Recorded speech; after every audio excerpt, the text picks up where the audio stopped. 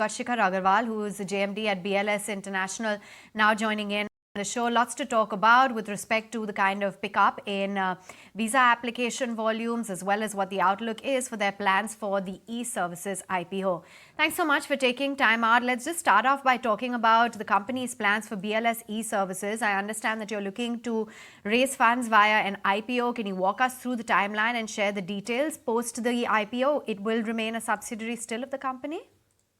Yes. So as we've announced, we had a board meeting where it was discussed that we will be launching an IPO for BLS e-services, which is the digital service arm of BLS International. We've already engaged the merchant banker and the legal lawyers for that. Our aim is to file the DHRP, within the month's time, and then according to the SEBI's approval, our aim is to launch the IPO within the next 2 quarters, definitely. So that is the aim. In this company, last year, the digital service segment, we did a revenue around 300 crores and an EBITDA of around 35 crores. And this will be a new issue of shares. So it will continue to be a subsidiary of BLS International post the IPO.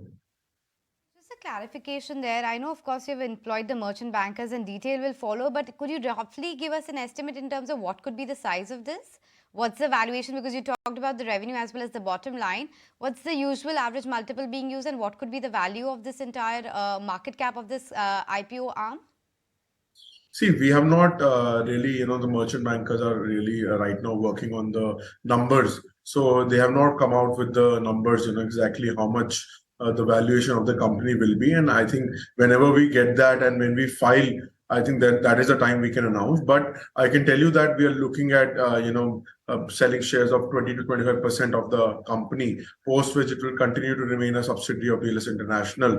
Definitely, this company has been growing at the rate of 25% in the last 2-3 years. We also acquired a company called Zero Mass, which we have consolidated in this company itself. So next few years, we expect aggressive growth coming in from this company. There has been a lot of interest from investors, regarding this company also. But I think as and when we are allowed to announce those numbers as per the guidelines of the SEBI, we will be announcing that. But what is the primary purpose of IPOing? So primary purposes, see, this company, BLS e-services, with the digital service arm, is itself a growing company. We don't want to use the profits that we are generating in BLS International to fund the growth in digital services. Digital services, in the next few years, we are targeting a couple of acquisitions in that company itself. There are a couple of governments which are coming out with tenders, which we are eyeing, which we need money to invest to open offices across India. We are targeting to increase our reach with different offices across different parts of India. So that is the utilization of the money for BLS services. Then what will be the business in the holding company? Because I'm trying to understand it. It's very similar, right? In fact, I would believe it would be synergistic to keep it together. So what was the rationale of, making these two companies separate? And will the management be also different? Are you looking at getting a new leadership there? See, definitely the business is different in Visa in the holding company, which right now the overall revenue of the company, 80% constitute Visa Consular Services, wherein we are operating in 64 countries and working with more than 46 governments. And this business of digital services primarily within India right now, which is into citizen services, working with different states, doing banking correspondent work, wherein we are one of the largest BC partners of SBI, and also working with different other banks like Bank of Baroda, and we also started up recently with different private banks. So that is the reason that, we want to keep both these entities separate. Growth, both these entities should not be funded by profits of one another. So that is the reason. Management definitely, the CEO of Zero Mass has come on board with us. Is also heading, is the CEO for the digital service business, heading that business. We are also on the board, definitely providing strategic guidance. Whatever we have learned in the last 10-12 years of BLS International, we want to give that inputs. But definitely we have professionals who are leading that company.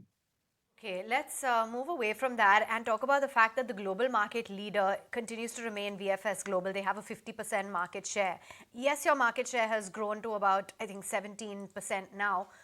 What is the plan to scale up your overall market share? When can you see your revenues go back to those pre-COVID levels? See, already if we are definitely, BLS International is the only Indian global company, first of all, in this business. We are the top three players globally working with more than 46 governments. If you see revenues that we have done last year, 1,500 crores of revenue, 200 crores of bottom line, which is already, if you compare that from 2019, it's 100% jump in the profitability level. That too on the back of only 70% application coming back from pre-COVID level. If you talk about the application count, countries like China and Russia are opening up. We expect increase in traffic from China outbound this year. We already opened our offices. We have seen good traction. So definitely as the application volume further increases, we expect good increase from existing contracts. But having said that, we've also won a lot of new contracts in the last 1.5 years from the Italian government, German government. We've also re-won our Spanish global contract, which also entails a different category of visas, work visas, which have already been outsourced to us. So all these factors will definitely lead to a good growth with BLS International in the coming years. So just to understand it, currently, how many visa application contracts do you process annually? And you spoke about these contracts that you've just won, close to $1.5 billion, if I'm not mistaken. What kind of a scale up will that drive in terms of your volumes down the line? See, currently we work with more than 40 governments. We have recently won contracts. We have won contract with the Italian embassy in 5 different countries. We have won contract with the German government, with the Polish government, with the Spanish government. Obviously with the Spanish government, we have re-won the contract. So, but some additional value has been added. But, on top of that, there is additional opportunity of around $1.5 billion worth of contracts that are coming up for bidding. In which we are at different qualification state. We have qualified some of it, Italy, Germany was part of that.